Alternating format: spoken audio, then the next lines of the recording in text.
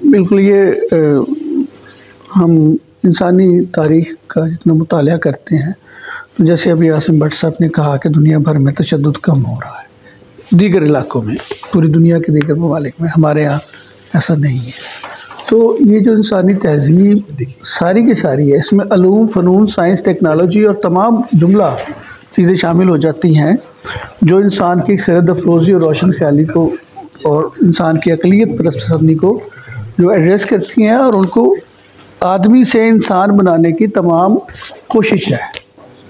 अच्छा, अब ये है कि अगर 21वीं सदी में आकर भी अगर एक आदमी इंसान नहीं बनता तो क्या तमाम की तमाम जो कोशिशें की जाती रही हैं वो फेल हो गई हैं, वो उस तरह से अमल नहीं कर रही। इज्तिमाई तौर पर बात कर रहा हूँ।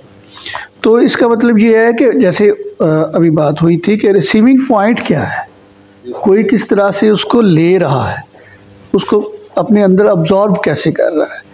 तो कहीं इसकी इंटेंसिटी ज़्यादा होती है अब्जॉर्ब करने की, कहीं कम होती है, कहीं जबली तकाज़ों के मुताबिक ज़िंदगी गुजार रहे होते हैं। तो ये variation man to man vary करती हैं चीज़ें। ये परफेक्ट नहीं है कि एक ही दफ़ा अगर कोई एक्सपीरियंस किया, एक कोई ऐसा तजुर्बा किया जाए तो सबके ऊपर उसी तरह इफ़ेक्ट करे, या कोई एक चीज़, कोई एक कुलिया इसका नहीं बनाया जा सकता। ये पर्सन टू पर्सन वेरी करती है चीज़ें। तो अदब इखलाकियात को का तयन करने में, उनको बढ़ाने में, उसके अंदर पैदा करने में इसने एक आम हमेशा से किरदार अदा किया है।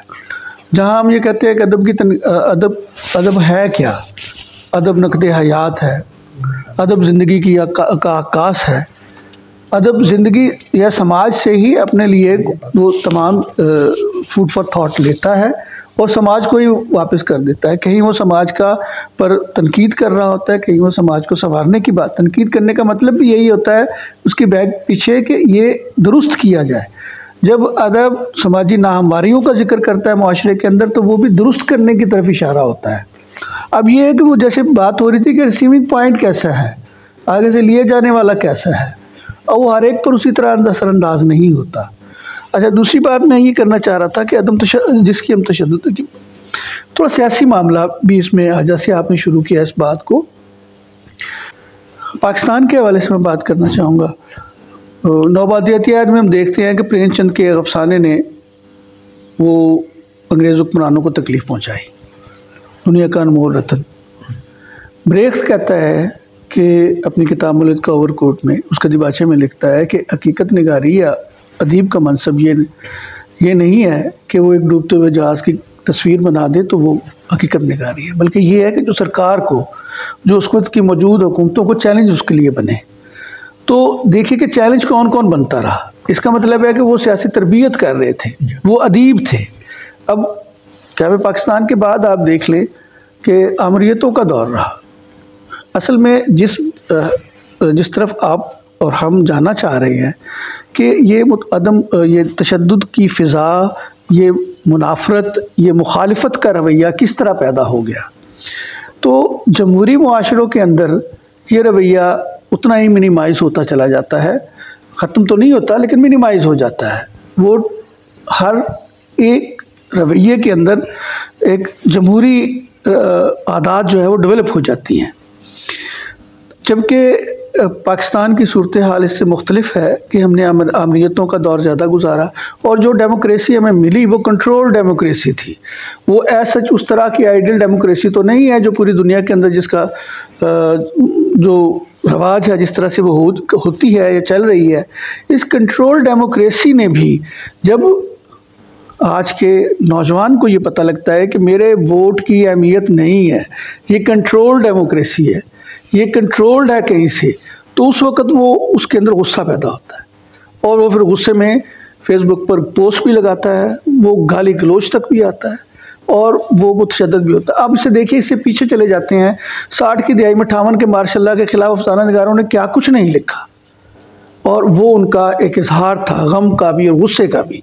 उसके बाद 77 का मार्शल आया, उस पर भी तमाम अफसाना निगारों ने, शायरों ने, अदीबों ने, सब ने लिखा और अपना किरदार अदा किया। अब अगर एक इंतहाई समझदार इंसान के अंदर गम और गुस्से की कैफियत पैदा हो सकती है जब उसके बुनियादी इंसानी हकूक़ को सलब किया जा रहा हो, तो फिर ये किस तरह मुमकिन है कि एक आम आदमी के दिल में, एक आम आदमी के ज़हन में वो मुतशद्दिद रवैया क्यों ना पैदा हो रहा हो। इसका मतलब ये हुआ कि जमहूरी माशरों की ज़रूरत है और जमहूरी तरबियत की ज़रूरत है। ये सिर्फ अदब अकेला इसका नहीं ये किरदार अदा कर सकता, इसके अंदर दीगर फैकल्टीज़ को भी वो प्रॉपर या मुकम्मल किरदार अदा करना पड़ेगा। तब जाकर ये मुआशरा हम पूरी दुनिया के अंदाज पर, या पूरी दुनिया में जिस तरह की एक फ़िक्र या अखलाकियात जिसकी बात आपने की डेवलप की गई है, उस पर हम पहुँच सकते हैं। तो यानी हम ये कहना चाहते हैं कि यानी आप ये कहना चाहते हैं कि जमहूरी रवैये की तरबियत जो है जी, वो बुनियादी किरदार है अदब का। अगर वो करना शुरू कर दे जी, और आदमी में एक जमहूरी रवैया पैदा हो जाए तो उसके असरात फिर आगे समाजी भी होंगे। लेकिन ये मशरूत है कि जमहूरी रवैया जमहूरियत से ही पैदा होता है। कंट्रोल्ड जमहूरियत और अमरीतों के दौर में कभी जमहूरी रवैये पैदा नहीं होते। वहाँ तो गम, गुस्सा, घुटन, हब्स ये पैदा होता है। वो तो इंसान आज़ादी इजहार की जो हमारे यहाँ कदर है वो छीन ली जाती है, वो सल्ब कर ली जाती है। इवन दैन अब भी हम देखते हैं कि एक बयानिया जो है वो 6 अखबारों में एक तरह का है। क्या एक हेडलाइन जो 6 अखबारों में एक तरह से दी गई है, क्या वो डिक्टेट नहीं है?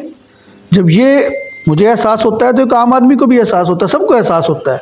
उसके नतीजे में नफ़रत पैदा होती है, उसके नतीजे में एक अंदर गुस्सा पैदा होता है, क्योंकि आप सोसाइटी को कंट्रोल करना चाह रहे हैं, उनको उनके जो बुनियादी हक हैं उनको कंट्रोल करना चाह रहे हैं। तो आप ये कहना चाहते हैं कि जो यानी अदब जितना ठीक कर सकता था वो करने की कोशिश करता है, अपनी डोज देता था, हाँ, बीमारी उससे कहीं ज्यादा हो गई। जी जी इस बिल्कुल। वजह से जो अदब अपना एक किरदार अदा कर रहा है, जी जी, लेकिन उसका असर इस वजह से नहीं होता कि जो मामले की खराबी है वो अदब की जितनी पहुंच है या जितना वो कर सकता था उससे कहीं ज्यादा हो सकी है। बिल्कुल मतलब है कि बाकी और जो हमारे शोबाए ज़िंदगी हैं उनको भी शामिल होना चाहिए इस इस्लाम में। जी बिल्कुल, ताकि अदीब जो काम कर रहा है वो भी कारगर हो सके। जी बिल्कुल, बिल्कुल ऐसे जनाब, बिल्कुल।